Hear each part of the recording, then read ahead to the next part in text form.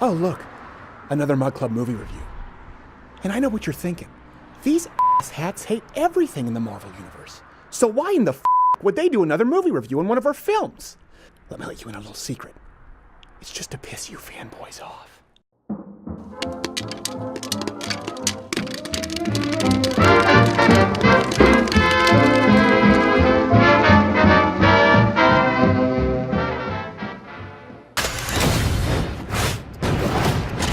All right, the Deadpool sequel. Not Jared and I saw it last night. Before we move on, I gave this one mugs up. You? Mugs up. So 2 mugs up for Deadpool 2. We'll get into why. We were actually going to be releasing a Change My Mind today on Israel Has a Right to Exist, Change My Mind, but we didn't do it. My producer vetoed it. Johnny boy, why was that? Because I didn't want you to die. Yeah, he said he thought that there was a strong chance I could die. Instead, we saw Deadpool 2. I liked it. You liked it. There were some things not as good as the original. Full disclosure, I'm biased here. I know a lot of people weren't thrilled that I didn't like the last Avengers film. These are actually some comics. I have a bunch of I couldn't find them all, but I have shoeboxes full. Deadpool and Wolverine were my comics as a kid. What I love is when I go through these, by the way. You see some of the old ads. Look, an ad for Meteor Man. I think this is 93. Yeah, I don't know. I don't know what series that is. Anyway, so I always loved Deadpool. I always loved Wolverine. That being said, I acknowledge that most of the X-Men films were terrible, with the exception of First Class. X-Men 2 was not bad, but X-Men 3 was so laughably bad that it was very hard for me to handle. And same thing with Wolverine. Logan was great. The other 2 were disappointing. So it's important to separate if you're a comic book fan versus does this stand alone as a film. I think it's actually pretty entertaining as a film, less so than the first one. There's a little more inside baseball, so if you're just going to see a film, you haven't seen the first one, you may not enjoy this one as much. I don't think it's as good as the first one overall. If you are a fan of the comics, of course, that adds another layer, and I do think you'll probably enjoy this one quite a bit. So what did you like about the film? What I liked about it was it's hard to set up some of my likes without setting up some of the things I didn't like. But I think overall, the character development I thought was good. Every character still had an arc that kind of continued and built on from the first one. A lot of sequels, that's one thing they really screw up, is they just botch the character development in the second one. Yeah. They just assume you know where this character is going, and it doesn't really go anywhere. So I think it was a good character development. Overall, it wasn't an original story. It's hard to do that too, by the way, with an anti-hero like Deadpool. A lot of people say, how do you continue this? Because in the comics, this is a guy who there really isn't the same kind of an arc. Yeah. No, I mean, he ends up being, depending on who you ask and depending on which series was being written by whom, it could be a very selfish character. It could be very grating for a general film-going audience. That wasn't the R rating, but that was why some studios had some trepidation about the film. So I do think that's good, and that's an important point. It's hard to do with a character like this. I think they did that pretty well. And I think it is a comedy first, which I think is...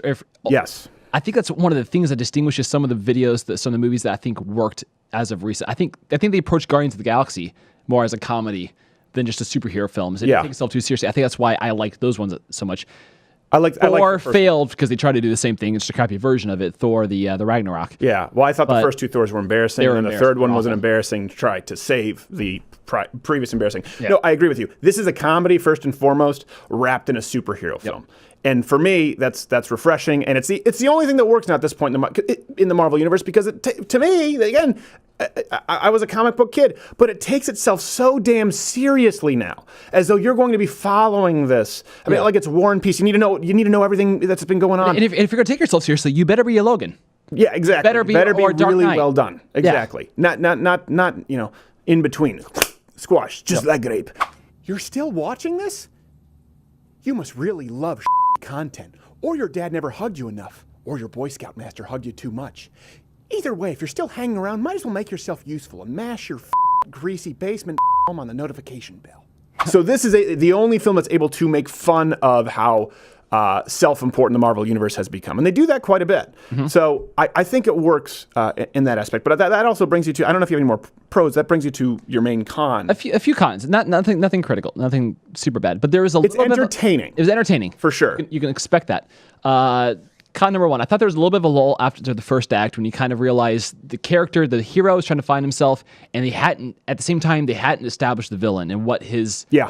It was about 15 minutes of like, I don't know what I'm supposed to care about right now because he doesn't care about anything, and I'm not really interested in the villain because I don't know what he's doing or what he's up to or why he's there. Right. It wasn't done in a way that built mystery or suspense. I would disagree. I would say the third act was disappointing. I would say the second act, so Cable. The third act was very predictable. No, I'd say the third act is disappointing. Because here's a spoiler alert, really quickly. Just fast forward the next, I would say, 30 seconds, okay?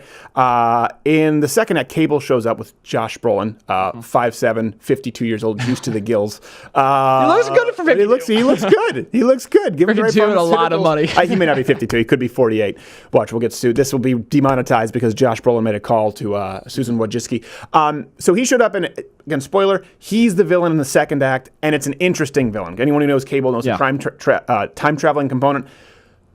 This is the main spoiler. Then it changes, and then the villain at the end, basically, put it this way: the first film, remember when he spells out his name with the dead bodies, was really funny because he's getting revenge, killing this guy. There's none of that in the third act. That was a very satisfying part of the first. Right. The final villain who gets killed is someone who's almost entirely. They don't really build a villain once they develop the character of Cable, where he's not really the villain. There's no one left. Yeah, it's not very interesting. And so it gets a little disappointing at the end, but it's redeemed by the fact that it's still very funny all the way through. Which brings me to my second criticism, was it's not an incredibly original storyline. So if you're looking for something that's totally off the wall original, I went back through. That's any Marvel, though. No, but particularly the time travel, saving a young person before they do some grievous act. Looper, Back to the Future, same universe, X-Men Days of Future Past, trying to stop Mystique from doing something awful. Star Trek, the reboot, Men in Black 3. It's a very kind of it's become a movie trope, and it felt a little stale, and which lent itself to being very predictable at the end. You kind of knew where it was going. Yeah, I guess I can kind of understand. That's the whole science fiction thing. You get into 12 Monkeys and that kind of deal. I mean, there's so many there's so many films that do it. This film certainly didn't do it the best, but that wasn't really the focus of the film. So, I think it comes down to this. The focus of the film, is it entertaining? Mm-hmm. Yes. One thing that they do really well is they don't try to go so big like the Avengers film or the Thor films where it just feels like you're in a video game. Galactic scale of it was not as entire city demolished. Right. It was not as good as the first film. It was entertaining. It looked good. It was very funny. Well done. It was very funny. The acting was good. One thing I would say about the funny. I think they would have benefited from a comedy writer. I went back through IMDb. Not a single writing credit on there has any comedy writing experience, and it showed a little bit where some of the jokes felt like something you've seen on Twitter 100 times. Yeah, there were a little bit of that. McRib gag and some other things. That's like I've heard that. It's kind of dad jokey. Yes, they would have benefited from somebody who was a little more experienced and polished with comedy writing to come up with something that. It seemed like it relied a little bit more on the whole turning to the camera inside baseball, which was, again, comic book wise, was unique for Deadpool when the comic book came out. That was why there was all this buzz. Remember when Deadpool became its own series, he would always turn basically to you, the reader, instead of the camera. Kind of relied on that a little bit. Do you think it was too self-aware in this one compared to the first? That's a good question. It's a hard line. It's a tough balance for them as writers. That is a hard line to kind of. Here's something I will say, and this is again standalone film. It works. Mm-hmm. I think you'll enjoy it. It's a strong art. Less of a strong art than the first one, though, I would say. Yeah. I would certainly as far as every bit as gory, but not as sexual. The sexual, yeah, and the language, not as potty mouthy anyway. For parents who are wondering, I still wouldn't take your kids to it.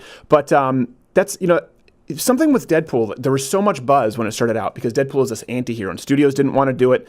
Gosling, all the Ryans. That being said, Reynolds doesn't take himself nearly as seriously as Gosling, a guy from Cornwall, Ontario, with a fake Brooklyn accent. Where'd you pick that one up? Ryan's too many damn Chris's. Yes. The first one was this. It was an underdog.